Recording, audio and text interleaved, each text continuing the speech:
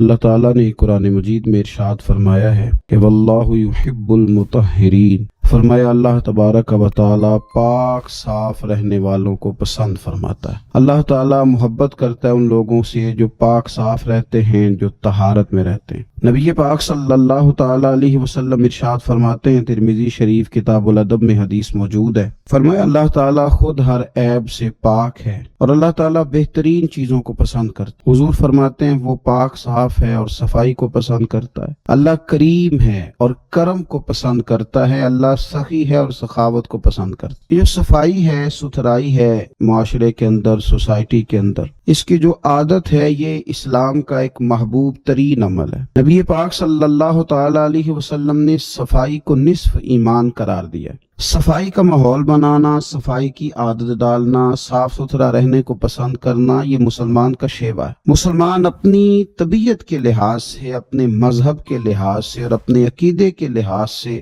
نفاست پسند ہوتا ہے۔ اس کے مزاج میں یہ بات شامل ہوتی ہے کہ کسی قسم کی کوئی بھی ناپاکی اور کسی قسم کی کوئی بھی نجس چیز اسے محبوب ہی نہیں ہوتی، وہ اچھا ہی نہیں جانتا۔ ہم یہ دیکھتے ہیں کہ ہماری سوسائٹی کے اندر، معاشرے کے اندر بہت زیادہ اس بات کی ضرورت ہے کہ صفائی کی طرف، ستھرائی کی طرف، نفاست کی طرف، طہارت کی طرف توجہ دی جائے۔ آنے والی نسل کو صاف ستھرے ماحول سے آگاہ کیا جائے اور انہیں شعوری طور پر یہ چیزیں سمجھائی جائیں کہ جو صفائی ہے نا، وہ ہمارے فقط سوسائٹی کا یا ہماری صحت کا یا ہمارے معاشرے کا نہیں، بلکہ ہمارے دین کا بہت بڑا حصہ ہے۔ ہم دیکھتے ہیں کہ بہت سارے لوگ ایسے ہیں جنہوں نے مختلف ناموں کے ساتھ اپنے آپ کو انہوں نے ملا کر کے صفائی سے اپنے آپ کو دور کر لیا ہے۔ کچھ لوگ کہتے ہیں فلاں بندہ بڑا سادہ ہے جی، بڑا سادہ آدمی ہے جی، اس کی سادگی کی کیا صورت ہے جی، وہ کپڑے نہیں بدلتا۔ تو یاد رکھیں، سادگی اور ناپاکی میں، سادگی اور گندگی میں فرق ہوتا ہے۔ وہ آدمی فلاں آدمی جی ملنگ آدمی ہے، کیا مطلب؟ کئی کے دن منہ نہیں دھوتا۔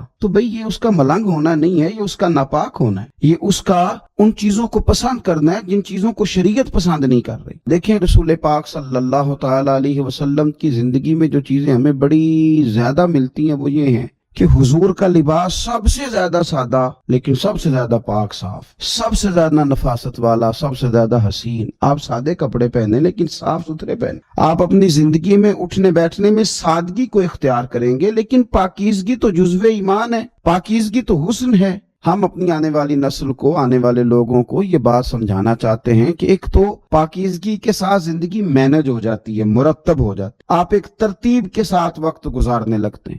آپ دفتر سے واپس آتے ہیں تو اگر آپ نے کپڑے اتار کر کے پھینک دیے، جوتے اتار کر کے پھینک دیے، تو وہ عادت بچوں کے اندر تبدیل ہو جاتی ہے۔ وہ بھی اسکول سے لوٹ کر کے آتے ہیں تو بیگ کو سمیٹ کر نہیں رکھتے، اسکول کے یونیفارم کو کسی مناسب جگہ پہ نہیں رکھتے۔ وہ پھر کیا کرتے ہیں کہ وہ بھی ہر چیز کو اسی طرح پھینکنے کے عادی ہو جاتے، نفاست پسند نہیں رہے۔ صفائی، ستھرائی، نفاست پسندی یہ دین ہے۔ میرے رسول کریم صلی اللہ تعالی علیہ وآلہ وسلم نے صفائی پر خاص توجہ دی۔ آپ دیکھیے حضور صلی اللہ علیہ وسلم کو اللہ تبارک و تعالی نے جو وجود دیا تھا اس میں سے خوشبو آتی تھی۔ حضور کا جسم نور پر مکھی نہیں بیٹھتی تھی۔ نبی پاک علیہ السلام تو جب دنیا میں تشریف لائے تو رب کریم نے اس وقت ہی محبوب کو سجا سنوار کے بھیجا تھا۔ سارا حسن، ساری تمانیت، سارا کچھ اللہ تعالیٰ نے اپنے محبوب علیہ السلام کو عطا کیا، لیکن دنیا میں ہماری تربیت کے لیے اللہ کے محبوب صلی اللہ تعالی علیہ وسلم ہمیشہ پاک صاف رہنے کو پسند کرتے، تلقین کرتے حضور صفائی کی۔ کھانے سے پہلے ہاتھ دھوتے حضور، کھانے کے بعد ہاتھوں کو دھوتے نبی پاک صلی اللہ علیہ وسلم۔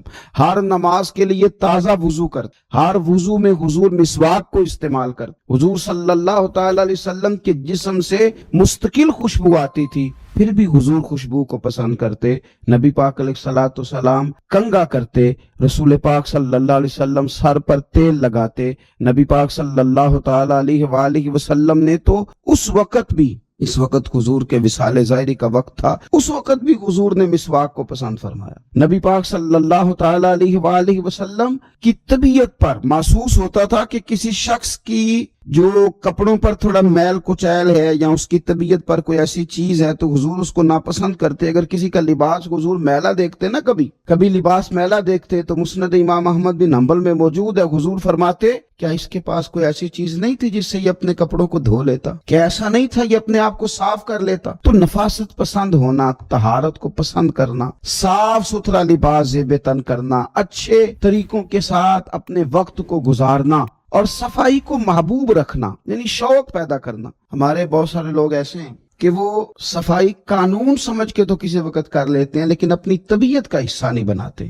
حضرت مولا علی شیر خدا کرم اللہ تعالی وجہ الکریم فرماتے ہیں کہ میں نے حضور کو وصال ظاہری پر غسل دیا، اور مولا کائنات شیر خدا کرم اللہ تعالی وجہ الکریم نے جب حضور کو غسل مبارک دے کے وصال کے بعد دیکھا تو وہ نفاست حضور کے چہرے پہ، وہ صفائی حضور کے پیکر نور پر، وہ خوبصورتی کہ کہیں کسی چیز کا شائبہ تک نہیں. تو حضرت مولا علی شیر خدا قربان جائیں، ابن ماجہ کے لفظ ہیں، حضرت علی شیر خدا رضی اللہ تعالیٰ نے وہ کیفیت دیکھ کے کہنے لگے میرے ماں باپ آپ پہ قربان ہو جائیں، میرے ماں باپ یا رسول اللہ آپ پر قربان ہو جائیں، فدا کا ابی و امی یا رسول اللہ. آپ تو اپنی حیات ظاہرہ میں بھی بڑے پاک صاف تھے، اور حضور تشریف لے جا رہے ہو تو پھر بھی بڑے پاک صاف ہی دکھائی دے رہے، پھر بھی طہارتیں آپ پر قربان ہو رہی ہیں، حضور پھر بھی پاکیزگیاں قربان ہو رہی ہیں، اس وقت بھی آپ اتنے زیادہ نفاست پسند دکھائی دے رہے. تو اپنی طبیعت کا حصہ بنائیں، صفائی کو مزاج کا حصہ بنائیں. آپ کو گھینا ہے، آپ مطلب کسی ناپاکی کو کبھی قریب نہ آنے دیں. صفائی ستھرائی، اپنے ماحول کے اندر حسن، اپنے ماحول کے اندر وقار، اس چیز کو اپنی طبیعت کے اندر لاگو کریں. نبی پاک صلی اللہ تعالی علیہ وسلم نے ہماری جو ضرورت کی چیزیں ہیں ان پر خاص ہماری توجہ حضور صلی اللہ تعالی علیہ وسلم نے ہمیں دی. جس طرح کے حضور نے دانتوں کی صفائی پر ہمیں خاص طور پر توجہ دلائی. حضور صلی اللہ تعالی علیہ وسلم نے ارشاد فرمایا یہ جو مسواک ہے یہ منہ کو صاف اور پاک کرتا ہے. تم جب مسواک کرتے ہو تو مسواک تمہارے منہ کو پاک اور صاف کر دیتی ہے، اور حضور فرماتے ہیں کہ مسواک منہ پاک اور صاف کرے گی اور اس سے تمہارا رب بھی راضی ہو جائے گا. یعنی مسواک کرنے سے اللہ راضی ہو جائے گا. آپ کے منہ کی وہ جو طہارت ہے جس سے آپ نے قرآن مجید پڑھنا ہے، جس سے آپ نے رب کا ذکر کرنا ہے، جس سے آپ نے حضور کی بارگاہ میں درود و سلام عرض کرنا، جب وہ منہ پاک ہو، آپ نے مسواک کی ہو تو اس مسواک کرنے پہ اللہ راضی ہو جاتا ہے. آپ اپنے منہ کی صفائی کا خیال کریں. دیکھیں نبی پاک صلی اللہ تعالی علیہ وآلہ وسلم نے ایک موقع پہ ارشاد فرمایا کہ جو آدمی بال رکھے زلفیں رکھے، وہ اپنے بالوں کی تعظیم بھی کرے. جو بندہ زلفیں رکھے، آپ کو پتہ ہے سنت ہے زلفوں کا رکھ لینا، آدھے کان تک یا پورے کان تک یا کندھوں تک، اور زلفیں سمجھ کے، کسی جدید دور کا فیشن سمجھ کے نہیں. حضور نے فرمایا جو آدمی زلفیں رکھے، بال رکھے تو اپنے بالوں کی تعظیم بھی کرے. یا رسول اللہ بالوں کی تعظیم کرے، بالوں کی عزت کرے، بالوں کی تعظیم کرے، وہ کیا ہے؟ حضور صلی اللہ تعالی علیہ وسلم فرمانے لگے پھر اس طرح کرے کہ ہر روز ان میں تیل بھی لگائے اور ہر روز انہیں کنگھی بھی کرے، پھر ان کی تعظیم کرے، پھر ان کی عزت کرے، پھر ان کو سجا کے رکھے، پھر ان کو سنوار کے رکھے. میں نے اپنے بزرگوں سے ایک بات سنی، ایک شخص نے بس الجھے ہوئے اس کے بال تھے، الجھا ہوا اس کا امامہ تھا، اور کپڑے مطلب اس نے پہنے تو ہوئے تھے لیکن انداز نفاست پسند نہیں تھا. انہوں نے ایک جملہ بڑا خوبصورت کہا، کہنے لگے یہ امامہ، یہ زلفیں، یہ حضور کی سنت ہے، اس طرح ادا کرو کہ یہ اچھی لگے، ان میں نفاست لاؤ. جو حضور صلی اللہ تعالی علیہ وآلہ وسلم نے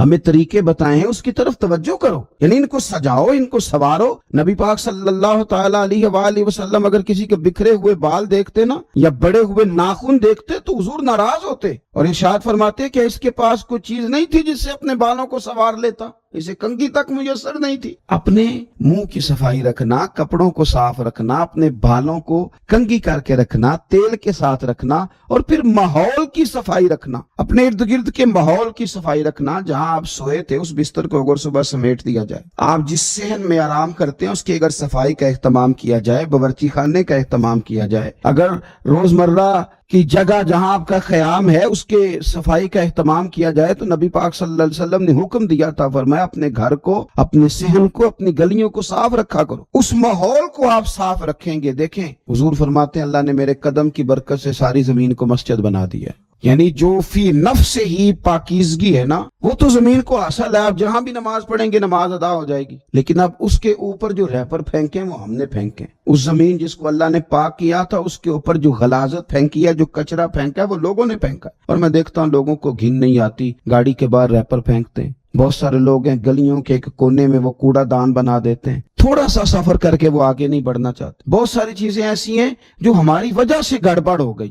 نفاست پسندی کا ماحول اگر بنا لیا جائے اور اپنے ماحول کے اندر صفائی کو لاگو کیا جائے تو آپ محسوس کریں گے کہ آہستہ آہستہ معاشرے کے اندر یہ چیزیں بڑھتی چلی جا رہی. تو اپنا گھر، اپنا جسم، اپنے کپڑے، ان چیزوں کو صاف کرنے کے ساتھ ساتھ وہ جگہیں جہاں ہم نے عبادت کرنی ہے، وہ جگہ جہاں ہم نے نماز پڑھنی ہے، وہ جگہ جہاں ہم نے اللہ تعالیٰ کی بارگاہ میں حاضری دینی ہے۔ حضرت عائشہ صدیقہ رضی اللہ تعالیٰ عنہا ارشاد فرماتی ہیں کہ رسول اللہ صلی اللہ تعالیٰ علیہ وسلم نے ہمیں مسجدیں بنانے کا حکم بھی دیا اور مسجدوں کو پاک رکھنے کا حکم بھی دیا۔ حضور نے مسجد بنانے کا حکم بھی دیا اور مسجد کو پاک رکھنے کا حکم بھی دیا، یعنی آپ کی عبادت گاہ صاف ستھری ہو، صاف ستھری ہو۔ میں کئی دفعہ لوگوں سے گزارش کرتا ہوں، کافروں کا کبھی ماحول دیکھتے ہیں ان لوگوں کا، تو وہ جو دین سے دور ہیں، دشمن ہیں، ان کی یہ کیفیات ہیں کہ وہ لوگ صفائی کا اہتمام کر رہے ہیں، ستھرائی کا اہتمام کر رہے ہیں۔ تو آپ کے تو ہمارے تو مزاج میں اور ہماری تو طبیعت کے اندر صفائی شامل تھی، ہمیں تو خاص کر کے اس کا اہتمام کرنا چاہیے۔ ہماری مساجد کے باتھ روم بھی اگر صاف نہ ہوں اور ہمارے وہ جگہ جہاں سے ہم نے طہارت کا بندوبست کرنا ہے، ہماری وہ جگہ جہاں ہم نے وضو کرنا ہے وہی اگر صاف نہ ہو، تو پھر ہم نے غیروں کو کیا پیغام دیا کہ وہ جگہ جہاں ہم عبادت کے لیے آئے ہیں اس کو بھی ہم صاف نہیں کر سکے۔ ہمارے یہاں کچھ لوگ آتے ہیں مسجد کی صفائی کے لیے، لیکن وہ آ کے مولوی صاحب کو، قاری صاحب کو، امام صاحب کو کہتے ہیں کہ صفائی نہیں ہوئی مسجد کی، اور ساتھ پھر ایک وہ حکمت بھی بیان کرتے ہیں، کہتے ہیں آپ نے کون سا خود کرنی ہے، بچوں سے کرانی تھی، کرا دینی چاہیے تھی۔ خدا کے بندو، مسجد کی صفائی، مسجد تو اللہ کا گھر ہے، تو اس میں صرف امام صاحب کو تو نہیں ذمہ داری دے دینی چاہیے تھی، آپ کی تو ڈیوٹی تھی کہ سب کے سب مل کے اللہ کے گھر کو پاک صاف کرتے، خوبصورتی لاتے۔ آپ کو ایک بڑی ہی خوبصورت حدیث ملے گی بخاری مسلم میں، ایک بوڑھی عورت مسجد کی صفائی کرتی تھی، نبی پاک صلی اللہ تعالی علیہ وسلم کی مسجد کی صفائی کرتی تھی۔ ایک خاتون بیمار ہو گئی، حضور صلی اللہ تعالی علیہ وسلم تیمارداری کے لیے تشریف لے جایا کرتے، فرمایا اگر اس کا وصال ہو گیا تو مجھے خبر ضرور کرنا، قربان جائیں۔ وہ خاتون رات کو وصال کر گئی، صحابہ نے حضور کے آرام کے خیال کے سبب خبر نہ کی، جنازہ پڑھ کے تدفین کر دی۔ صبح نبی پاک صلی اللہ تعالی علیہ وسلم نے فرمایا مجھے خبر کیوں نہیں؟ اور پھر میرے کریم محبوب صلی اللہ تعالی علیہ وسلم فرمانے لگے مجھے بتاؤ اس کی قبر کہاں ہے، اس کی قبر کہاں ہے؟ تو جب صحابہ کرام علیہم رضوان نے بتایا کہ یا رسول اللہ صلی اللہ تعالی وسلم یہاں قبر ہے، تو نبی پاک صلی اللہ تعالی علیہ وسلم نے حضور ان کی قبر پہ تشریف لے گئے۔ ویسے تو کسی کا دوسرا جنازہ جائز نہیں، لیکن نبی پاک صلی اللہ تعالی علیہ وسلم کو اللہ نے خصوصی اختیار دیا ہے نا، اور پھر وارث نے نہ پڑھا ہو تو دوسرا جنازہ جائز ہے، اور حضور تو وارث ہے نا، ولی ہے ساری امت کے۔ تو نبی پاک صلی اللہ علیہ وسلم نے قبر پہ کھڑے ہو کے فرمایا صفے بناؤ، میں دوبارہ جنازہ پڑھاؤں گا۔ ایک تو اس کی قبر پہ جانا اس کے لیے کتنا بڑا اعزاز ہے، اور پھر حضور نے دوبارہ جنازہ پڑھایا۔ کیوں؟ اس لیے کہ یہ خاتون مسجد کی صفائی کرتی تھی۔ تو صفائی نصف ایمان ہے، صفائی حضور کی پسند ہے، صفائی پر خاص توجہ دینا یہ مسلمانوں کا شیوہ ہے۔ اصحاب کہف کا نام تو سنا ہے نا ماشاءاللہ آپ حضرات۔ پہلے اس کی فضیلت میں ایک حدیث نہ بیان کروں؟ نبی کریم صلی اللہ علیہ وسلم نے فرمایا، یہ مسلم شریف کی حدیث ہے، دجال آئے گا قیامت کے قریب اور بڑے لوگوں کو گمراہ کرے گا، تو حضور نے فرمایا جو سورہ کہف کی 10 آیات زبانی یاد کر لینا وہ دجال کے فتنے سے بچ جائے گا۔ اللہ توفیق عطا فرمائے۔ اس سورہ مبارکہ کی آیت نمبر 9 سے اصحاب کہف کا ذکر شروع ہوتا ہے۔ اصحاب کہف، جب حضرت عیسیٰ علیہ السلام کو اللہ کریم نے چوتھے آسمان پہ بلا لیا نا، تو دقیانوس نام کا ایک بادشاہ ہوا بنی اسرائیل کے اندر، بڑا ظالم تھا، اس نے گمراہی پھیلا دی، اور جو لوگ معاذ اللہ کفر اور شرک نہیں کرتے تھے انہیں قتل کروا دیتا۔ تو 7-8 نوجوان اپنا ایمان بچا کے بھاگے۔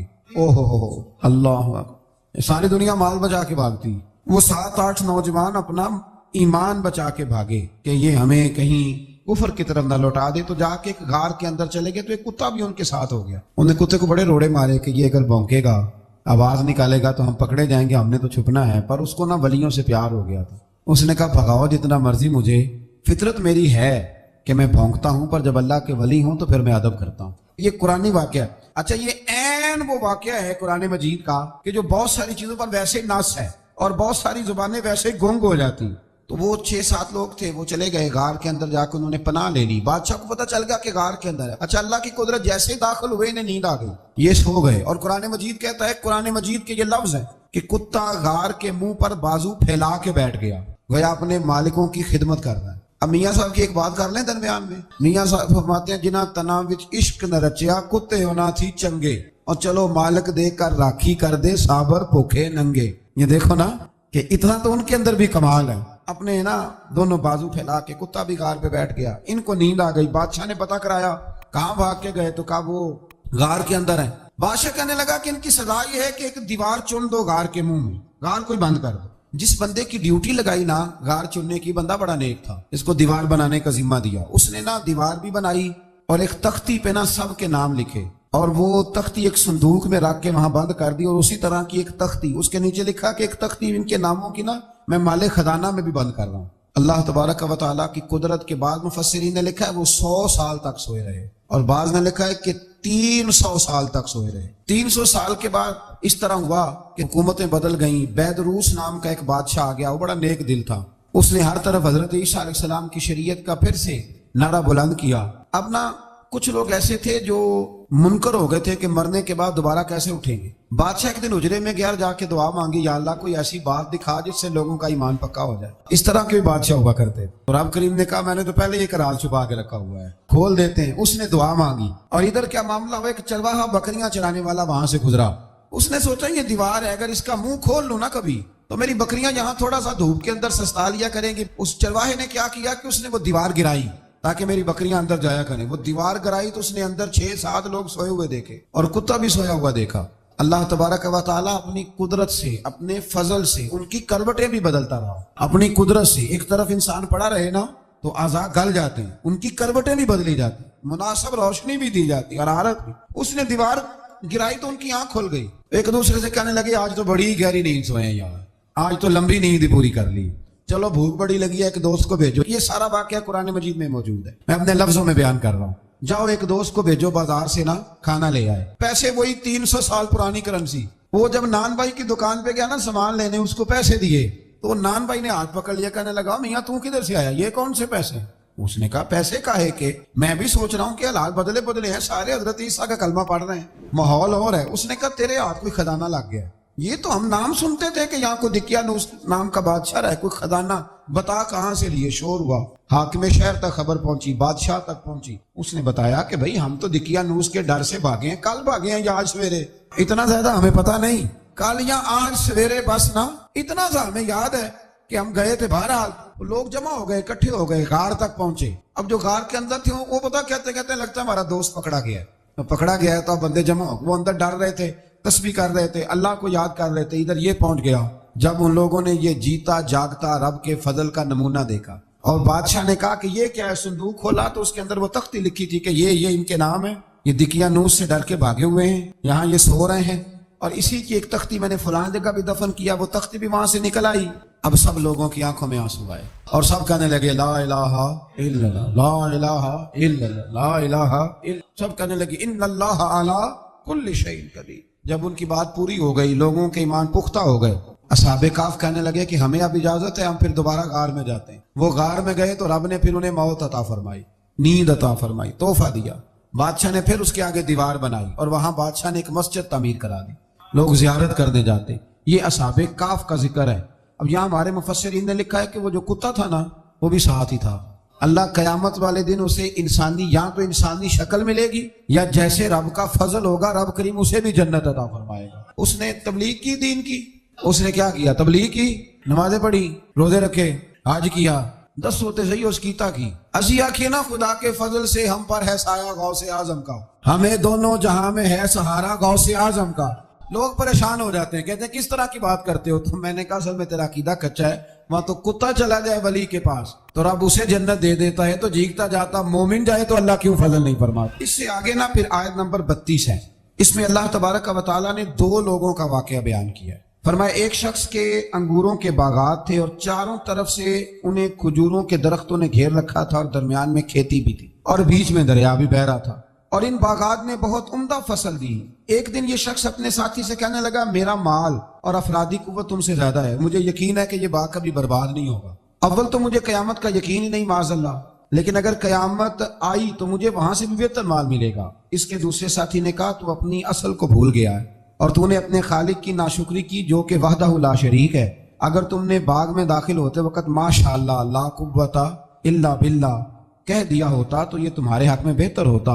अगरचे माल और औलाद में मैं तुमसे कम हूं, लेकिन मेरा ईमान ये है कि अल्लाह ताला मुझे इससे बेहतर नेमत अता करेगा और आसमान से कोई आफत आई और तुम्हारा बाग तबाह बर्बाद हो जाएगा, या अगर इसका पानी जमीन में धंस गया तो फिर तुम इसे तलाश ना कर पाओगे। बिल आखिर इस शख्स का बाग बर्बाद हो गया। वो जो कहता था ना मुझे यकीन नहीं कयामत नहीं आएगी, उसका बाग ही اور وہ کف افسوس ملتے ہوئے کہنے لگا کاش میں نے شرک نہ کیا ہوتا، لیکن پھر اس کا کوئی نہ مددگار تھا اور نہ حمایتی۔ آیت نمبر 45 میں اللہ تعالیٰ نے دنیا کی زندگی کی ناپائیداری کو ایک مثال سے بیان فرمایا کہ آسمان سے بارش نازل ہوئی، گھنا سبزہ نکلا، پھر وہ سوکھ کر چورا چورا ہو گیا، جسے ہوا اڑا کے لے گئی۔ مال اور بیٹے تو محض جیتی دنیا کا سنگار ہے، جب تک تم زندہ ہو تب تک مال بھی ہیں اور بیٹے بھی ہیں۔ والباقیات الصالحات، اگر کچھ ہے باقی رہے گی تو تمہارے اچھے اعمال باقی رہیں گے، اور اگر اولاد نیک ہوئی تو وہ بھی باقیات الصالحات میں شامل ہو جائے گی۔ آیت نمبر 47 سے فرمایا کہ قیامت کے دن تمام روئے زمین پر ایک کھلے میدان کی صورت میں ہوگا، سب لوگ صف باندھے رب کے حضور اکیلے حاضر ہوں گے اور اپنے اعمال ناموں کو دیکھ کر خوف زدہ ہوں گے،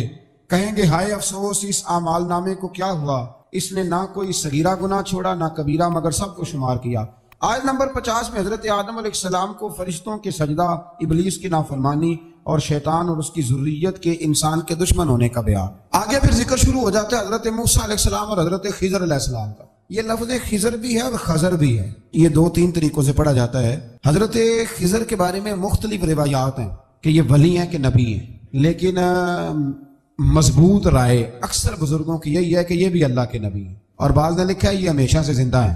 یہ دو اللہ کے نبی حضرت الیاس علیہ السلام اور حضرت خضر علیہ السلام، یہ دونوں ہر سال حج میں بھی جاتے ہیں، کیونکہ ایک روایت ملتی ہے کہ محبوب کریم علیہ السلام حج پہ گئے تو فرمایا میں الیاس اور خضر کو پہاڑوں سے اترتے ہوئے دیکھ رہا ہوں۔ تو جن کو اللہ نے کھلی آنکھیں دی ہوتی ہیں پھر انہیں زیارت بھی ہوتی ہے، انہیں یہ نظر بھی آتے ہیں۔ حضرت خضر علیہ السلام کو اللہ نے علم لدنی عطا فرمایا۔ یہ علم لدنی اللہ جس کو اپنے پاس سے عطا کر دے اس کو علم لدنی کہتے ہیں۔ حضرت موسیٰ علیہ السلام ایک دن تقریر کرتے ہوئے کسی نے پوچھا کہ آپ سب سے بڑے عالم ہیں، فرمایا الحمدللہ۔ تو اللہ کریم نے فرمایا نہیں ہے موسیٰ کلیم، آپ سے بڑے بڑے بھی ہیں، ہمارے یہاں مسئلہ ہے، پا نہ پڑی، اور لوگ مناظرہ کرنے آتے ہیں۔ کئی دفعہ لوگ نا مسئلہ بتاتے ہیں تو میں کہتا ہوں جناب آپ نے بتا دیا کہ اب آپ نے حکم کرنا ہے۔ کبھی کبھی کچھ لوگ ایسی باتیں کرتے ہیں وہ جی آپ ایک بندے کا نام لیتے ہیں ذکر کرتے ہیں، تو میں نے کہا چلو ہم نے بھی کہیں کچھ پڑھا ہی ہوگا نا تبھی تو ذکر کرتے ہیں، لیکن جو آتے ہیں نا لوگ وہ مشورہ تمہارے دور میں ہے ہی نہیں، جس نے جو لائن پڑھ لیا ہے وہ اس میں پکا ہو گیا، سارا نہیں نہ پڑھا، سارا پڑھے پھر بات سمجھ میں آتی ہے۔ حضرت موسیٰ کلیم اللہ کے نبی ہیں اور کیا بات ہے ان کی، اور یہ بھی اللہ کا فضل ہوا حضرت موسیٰ نے یہ بات کی تبھی تو ہمیں اتنی شاندار حکمتوں کے پھول ملے، یہ بھی حضرت موسیٰ کا ہی کمال ہے۔ تو حضرت موسیٰ نے کہا کہ اے اللہ وہ جو مجھ سے بڑا ہے عالم ہے وہ کہاں ملے گا جس سے میں حکمت کی بات سیکھوں؟ تو فرمایا جہاں مجمع البحرین ہے نا، دو دریا ملتے ہیں، وہاں وہ ملے گا۔ حضرت موسیٰ کلیم سے اللہ نے فرمایا کہ جاؤ جہاں دو دریا ملیں گے نا وہاں تمہیں وہ شخص ملے گا۔ تو یا اللہ میں کس طرح؟ فرمایا زادرہ ساتھ لے جاؤ، کھانے پینے کا سامان۔ حضرت موسیٰ کلیم لے گئے، مچھلی بھی لے گئے۔ فرمایا یہ مچھلی جہاں تمہارے برتن سے نکل کے دریا میں داخل ہو وہاں دریا میں شگاف پڑ جائے، وہاں وہ تمہیں شخص ملے گا۔ حضرت موسیٰ نے اپنے خادم حضرت یوشع بن نون علیہ السلام کو بھی ساتھ لیا، یہ بعد میں حضرت موسیٰ علیہ السلام کے جانشین ہوئے۔ یہ دونوں سفر پہ نکل گئے، ایک جگہ پہ پہنچے جہاں پہاڑ تھا، ساتھ دریا بھی تھا، اس کے نیچے آرام کرنے لگے۔ حضرت موسیٰ کلیم سو گئے تو یوشع بن نون علیہ السلام موجود تھے، مچھلی جھٹ سے نکلی، دریا میں داخل ہو گئی، وہاں راستہ بھی بن گیا۔ اب اٹھے حضرت موسیٰ کلیم، جب اٹھے تو فرمایا چلو چلیں، تھوڑا آگے جا کے فرمایا بھوک لگ رہی ہے کھانا تو نکالو۔ انہیں یاد آیا، کہنے لگے حضور مچھلی تو دریا میں چلی گئی تھی۔ فرمایا تو نے بتایا ہی نہیں، وہی تو ہماری منزل تھی جہاں مچھلی دریا میں گئی۔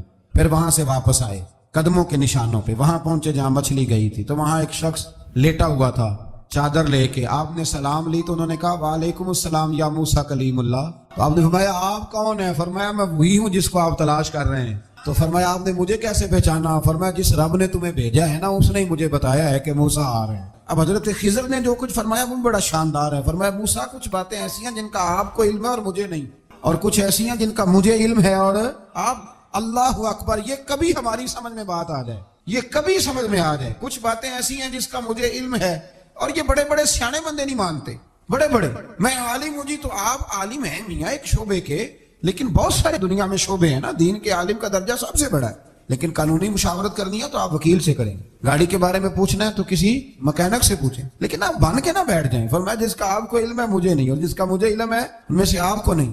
تو کہا میں پھر آپ کے ساتھ رہنا چاہتا ہوں اور میں وہ سیکھنا چاہتا ہوں جو آپ بتا رہے ہیں۔ تو حضرت خضر فرمانے لگے صبر کر لیں گے میرے ساتھ، یہ سب سے مشکل کام ہے، یعنی ہر بات کی تو یہاں لوگوں کو وضاحت چاہیے۔ کھانسے بھی تو آپ کو بتانا پڑے گا کھانسے کیوں، ہنسے بھی تو آپ کو بتانا پڑے گا ہنسے کیوں۔ بھئی بزرگ ہیں، بزرگوں کی باتوں میں حکمتیں ہوتی ہیں، لیکن ہم حکمت کی طرف جانے کو تیار نہیں ہوتے، ہمیں تو فوری طور پہ جواب چاہیے، حل چاہیے۔ حضرت موسیٰ علیہ السلام جناب خضر کے ساتھ چلے، فرمایا صبر کروں گا، میں چلتا ہوں آپ کے ساتھ۔ دریا کے قریب گئے کشتی میں بیٹھنے کے لیے، تو کشتی والوں نے حضرت خضر کو پہچان لیا، بغیر کرائے کے سوار کرایا، اور جب پار اترنے لگے تو حضرت خضر نے کشتی کا ایک تختہ ہی توڑ دیا۔ حضرت موسیٰ کہنے لگے یہ آپ نے کیا کیا؟ انہوں نے نیکی کی، آپ نے تختہ توڑ دیا۔ فرمایا آپ کو کہا تھا نا آپ نے صبر نہیں کرنا۔ فرمایا چلو میں صبر کروں گا۔ تھوڑا آگے گئے تو ایک نوجوان لڑکا، ابھی چھوٹی عمر ہے، وہ ملا۔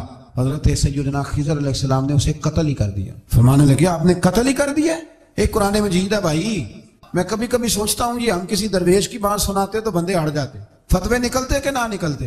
میرا خیال ہے ہر مسجد سے نکلتے، اور فتوے ایک جتنے مسجد میں نمازی ہوتے سب کے ہاتھوں میں فتوے ہوتے۔ قتل کر دیا، قتل ہی ہو گیا بندہ۔ تو حضرت سیدنا موسیٰ علیہ السلام فرمانے لگے آپ نے قتل ہی کر دیا۔ فرمایا میں نے کہا تھا نا آپ نے صبر نہیں کرنا۔ آپ فرمانے لگے چلو اگر اب میں بولا نا تو بے شک آپ مجھے علیحدہ کر دیجیے گا۔ حضرت موسیٰ کلیم اب بولا تو علیحدہ کر دے۔ ایک بستی میں داخل ہوئے، بستی کے لوگوں سے پانی مانگا تو انہوں نے پانی بھی نہ دیا، آرام کرنے کو جگہ بھی نہ دی، پر وہاں ایک دیوار گر رہی تھی، حضرت خضر علیہ السلام نے سیدھی کرنی شروع کر دی، ساری دیوار بنائی۔ تو حضرت موسیٰ کہنے لگے کن لوگوں کی خدمت کر رہے ہو جنہوں نے پانی بھی نہیں دیا، جنہوں نے پانی تک نہیں پوچھا؟ فرمانے لگے بس بھیا آپ نے وعدہ کیا تھا کہ اب بولیں گے تو بے شک علیحدہ کر دینا، آپ بولیں اب آپ کا اور میرا ساتھ زیادہ نہیں چل سکتا، آپ بولیں۔ جو بول پڑے نا غلامی کرے تو رستے لمبے چلتے ہیں، اور جو بولے نا جس کو وضاحتیں چاہیے ہو وہ غلام نہیں ہوتا، اس کے ساتھ پھر باتیں لمبی۔ ہاں تو آنکھ بند کر کے چل، ہاں آزم جاتے لائیے ہی نہ تجھے لائیے تھے، پھر آنکھ بند کر کے پیچھے چل کے بات ختم ہو گئی۔ حضرت خضر علیہ السلام نے جب کہا نا کہ اب آپ کا وعدہ ختم ہو گیا، فرمایا میں آپ کو جانے سے پہلے حکمت بتاتا ہوں، یہ وہ علم ہے جو اللہ نے مجھے اپنے پاس سے عطا فرمایا ہے، یہ وہ ہے جو علم لدنی ہے۔ کہا جناب کیا مطلب؟ فرمایا وہ جو میں نے تختہ توڑا تھا نا، تو یہ مسکین بچے ہیں جن کی کشتی تھی، تو دریا کے اس پار بادشاہ کھڑا تھا، وہ جو صحیح صحیح کشتیاں ہوتی تھی قبضے کر لیتا تھا، اور جو تھوڑی سی ٹوٹی پھوٹی ہوتی تھی نا وہ چھوڑ دیا کرتا تھا، تو میں نے تھوڑی سی کشتی ان کی اس لیے توڑ دی ہے تاکہ دیکھے گا تو چھوڑ دے گا، اس لیے میں نے بھلا کیا ہے۔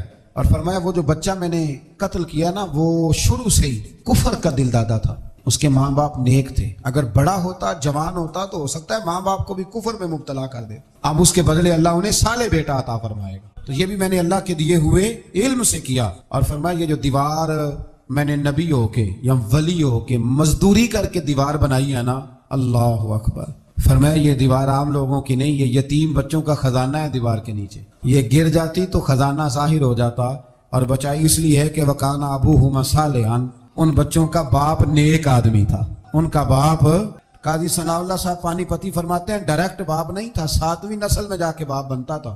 سن لیں یہ بھی بات، ایک بندہ نیک ہو تو اس کی 7 نسلوں تک رب خزانوں کی بھی حفاظت فرماتا ہے۔ اب آپ اندازہ فرمائیں کہ بات کتنی دور تک جاتی ہے۔ بزرگوں کی باتوں میں نا حکمتیں ہوتی ہیں، دانائیاں ہوتی ہیں۔ یہ طریقت کے جو لوگ ہوتے ہیں انہیں سبق یہ دیا جاتا ہے کہ آمنا و صدقنا، ماننا ہے اور تصدیق کرنی۔ ہمارا معاملہ یہ ہے کہ یہاں وضاحت دینی پڑتی، وہ جی وہاں کیا ہوا تھا، وہ جو گاڑی آپ کے پاس ہے تو وہ کہاں سے آئی، تو وہ جو کل آپ نیا جوڑا پہن کے آئے تھے تو وہ کدھر سے آیا۔ تو جو لوگ وضاحتیں مانگتے ہیں وہ اپنے نہیں ہوتے، ان کا غلامی کا رشتہ نہیں ہوتا۔ حبیب اور ہوتا ہے، شریک اور ہوتا ہے۔ شریک وضاحتیں مانگتے ہیں، حبیب محبت کرتے ہیں۔ ہمارا آج سب سے بڑا المیہ یہ ہے، سب سے بڑا، کہ ہم کسی حکمت کے تحت کوئی بندہ اگر کوئی کام کر رہا ہے تو مجبوری ہے کہ ہمیں وہ حکمت بتائی جائے، ایسا نہ کریں۔ یہ طریقہ حضرت غوث اعظم رضی اللہ تعالیٰ عنہ، حضور غوث پاک رضی اللہ تعالیٰ عنہ کو ایک شخص ملنے آ گیا، ملا علی قاری نے لکھا ہے، آپ کے ایک مرید نے کہا چل میرے پیر سے ملنے، کہنے لگا میں نہیں جاتا ملنے کسی پیر شیر سے، کہا نہیں آؤ تو صحیح۔ وہ آیا نا تو اس نے دیکھا کہ 50 گھوڑے عربی نسل کے کھڑے ہیں غوث پاک کے دروازے، موٹے تازے چوڑے عربی نسل کے گھوڑے۔ اس کے ذہن میں خیال آیا، کہنے لگا یار سواری کے لیے اگر رکھے ہیں تو ایک بھی کافی تھا، 50 کی کیا ضرورت تھی؟ اللہ اکبر۔ اب واقعی 50 کھڑے تھے، مرید کے پاس جواب ہی کوئی نہیں تھا، کہنے لگا یار پتہ مجھے بھی کوئی نہیں، لیکن حضرت صاحب نے رکھے ہیں تو حکمت ضرور کوئی ہوگی۔ اللہ اکبر۔ وہ چلے گئے واپس، وہ روز تنقید کرتا، کیسا تیرا پیر ہے 50 گھوڑے رکھے ہوئے، کیسے تیرا پیر ہے 50 گھوڑے رکھے ہوئے۔ کچھ دن گزرے تو ملا علی قاری کہتے ہیں وہ اعتراض کرنے والے کے پیٹ میں کوئی تکلیف ہوئی، بغداد کے سب سے بڑے طبیب کے پاس گیا، اس نے کہا تیرا تو جگر تباہ ہو گیا ہے، عربی نسل کا ایک گھوڑا چاہیے، اس کو ذبح کریں گے، اس کا جگر نکالیں گے، اس کی دوائی بنا کے تجھے کھلائیں گے، اور 50 گھوڑے ہوں گے تو بچے گا۔ اب پریشان ہو گیا، کہنے لگا گھوڑے ہیں تو صحیح، پر جو میں حال کر رہا ہوں گا گھوڑے تو نہیں ملیں گے، میرا تو جوتوں والا کام ہے، وہ شاید مل جائیں۔ لیکن جب انسان مرنے لگتا ہے تو پھر اس کو ڈوبتے کو تنکے کا سہارا۔ اپنے دوست کے پاس گیا، کہنے لگا چل تیرے پیر کے پاس چلیں۔ اس نے کہا تجھے نہیں لے کے جانا، تو تنقید کرتا ہے، کہتا ہے ایک دفعہ چاہیے کیا، کہا گھوڑے، کہنے لگا تیرے لیے رکھے ہیں کوئی، جا دوڑ جا، میرے حضرت صاحب کی ضرورت کیا ہے۔ لیکن جب غوث اعظم کی خانقاہ میں داخل ہوئے نا تو حضور غوث اعظم اٹھ کے ملے، اللہ والے دلوں میں باتیں نہیں رکھتے، ماتھا چوما اور فرمانے لگے میاں تو ایک دن نا میری گلی سے گزر رہا تھا تو میری تیرے اوپر نظر پڑی، تو مجھے نظر آیا تو بیمار ہوگا اور تیرا علاج عربی نسل کے 50 گھوڑوں کی وجہ سے ہوگا، تو میں نے تیرے لیے لا کے کھڑے کیے ہوئے ہیں، تیرے لیے ہی کھڑے کیے ہیں، اب تو نا گھر بھی لے جانے کی ضرورت نہیں، چارہ بھی میرے مرید ہی ڈال دیا کریں گے۔ تو اس طرح کرنا، روز آنا ایک گھوڑا لے جانا، پھر اگلے دن آنا تو دوسرا۔ وہ خدا کے بندے تیرے لیے رکھے تھے تو تنقید کر رہا ہے۔ اللہ کے بندے پردہ پوش ہوتے ہیں، ہاں شرط یہ ہے کہ وہ بندہ صالح ہو، دیندار ہو، وہ والا پیر نہ ہو جو نماز بھی نہ پڑھے اور گھوڑے 15 رکھے ہوئے ہوں اس نے، وہ والا معاملہ نہ ہو۔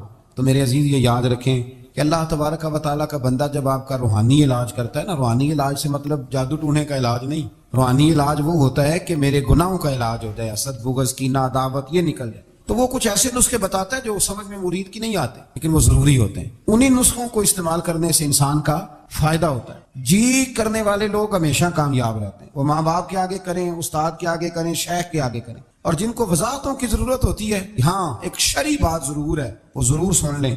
اگر آپ کو کہیں کچھ شرعی قباحت نظر آئے، قرآن و سنت سے ٹکراتی ہو، تو وہ آپ پر فرض ہے آپ اپنے مرشد سے پوچھیں۔ کتنی بڑی بات کر رہا ہوں، یعنی جو چیز قرآن و سنت سے ٹکرا رہی ہو اس کی وضاحت طلب کرنا ضروری ہوتا ہے، اور جو دین سے نہ ٹکرائے اس پر آپ وضاحتیں پوچھتے ہیں تو پھر اس کا مطلب ہے کہ آپ علاج کرانے میں سنجیدہ نہیں ہیں۔ اللہ تعالیٰ قرآن مجید کو سمجھنے کی